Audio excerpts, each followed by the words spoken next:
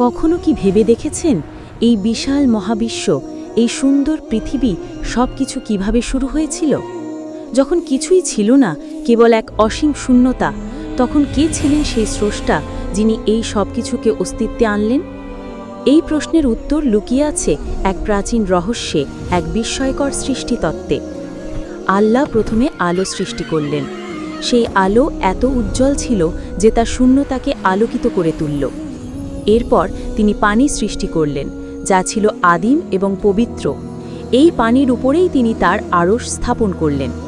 এরপর আল্লাহর নির্দেশে ফেরেশতারা বিভিন্ন দায়িত্ব নিয়ে প্রস্তুত হলেন। তিনি আদেশ দিলেন, কুন অর্থাৎ হও, আর তার এই একটি আদেশেই সব কিছু অস্তিত্বে আসতে শুরু করল। প্রথমে আল্লাহ মহাবিশ্বের নকশা তৈরি করলেন, যেমন একজন শিল্পী তার সৃষ্টির আগে একটি পরিকল্পনা করেন। তিনি চাঁদ, সূর্য, গ্রহ এবং নক্ষত্র তৈরি করলেন, আর তাদের প্রত্যেককে নির্দিষ্ট কক্ষপথে স্থাপন করলেন। প্রতিটি নক্ষত্র আর গ্রহ যেন তার মহিমা ঘোষণা করছিল। এরপর তিনি পৃথিবীকে সৃষ্টি করলেন। প্রথমে তা ছিল নরম ও অস্থিতিশীল। আল্লাহ পাহাড়গুলোকে পেরেক হিসেবে স্থাপন করলেন, যেন পৃথিবী স্থির থাকে এবং দুলতে না পারে। তিনি মাটিকে উর্বর করলেন, যাতে তাতে গাছপালা ও ফসল ফলতে পারে। এরপর এলো প্রাণের সৃষ্টি। আল্লাহ পানি থেকে সব ধরনের উদ্ভিদ ও গাছপালা তৈরি করলেন, যা পৃথিবীর বুকে সবুজ গালিচা বিছিয়ে দিল।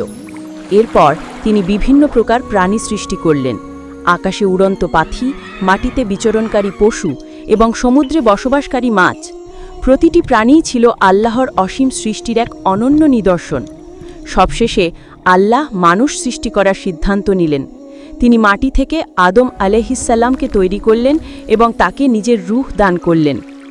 আদম আলাইহিসসালামকে তিনি জ্ঞান দান করলেন, যা অন্য কোনো সৃষ্টিকে দেওয়া হয়নি।